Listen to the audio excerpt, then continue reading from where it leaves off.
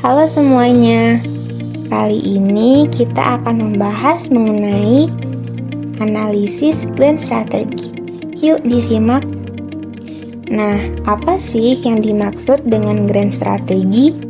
Jadi, grand strategi adalah pokok-pokok strategi yang menjadi pijakan, acuan, dan pendekatan dalam suatu organisasi dalam rangka untuk mencapai tujuan-tujuan strategi atau memperbaiki posisi strategi dalam organisasi yang bersangkutan. Nah, bisa dilihat juga fungsi dari strategi, yaitu pada dasarnya supaya strategi yang disusun dapat diimplementasikan secara efektif.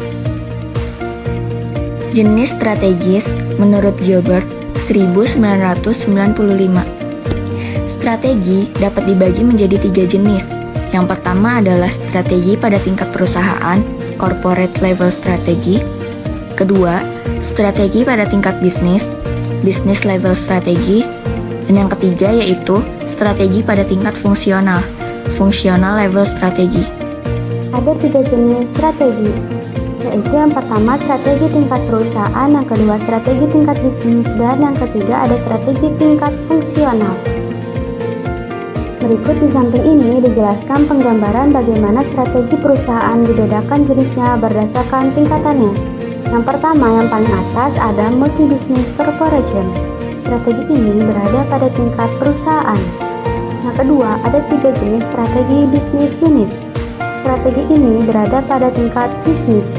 Yang ketiga, ada research and development, production atau operation, marketing, dan finance. Strategi ini berada pada tingkat fungsional. Grand Strategy Matrix mempunyai 4 kuadran yang mewakili keadaan suatu perusahaan, yaitu sebagai berikut. 1.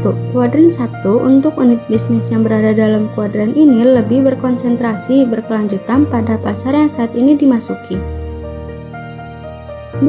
Kuadran 2 untuk unit bisnis strategi yang berada dalam kuadran ini perlu mengevaluasi pendekatan secara serius ke pasar yang dimasuki di mana unit bisnis strategi mengalami pertumbuhan pasar yang cepat. 3. Kuadran 3 untuk unit bisnis strategi yang berada dalam kuadran ini mengalami pertumbuhan yang melambat, di mana produknya kurang mampu bersaing dengan pesaing yang ada di pasar. 4. Kuadran 4 untuk unit bisnis strategi yang berada dalam kuadran ini memiliki posisi bersaing yang kuat, namun berada di dalam industri yang tumbuh dengan lambat.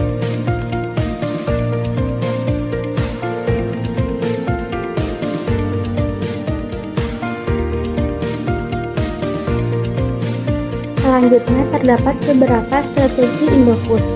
Sukses makmur dalam memasuki pasar internasional antara lain: yang pertama, melakukan inovasi terus-menerus. Yang kedua, membangun pabrik di luar negeri. Yang ketiga, strategi produk. Yang keempat, mempertahankan kualitas. Yang kelima, strategi harga. Yang keenam, strategi distribusi. Yang ketujuh, strategi promosi.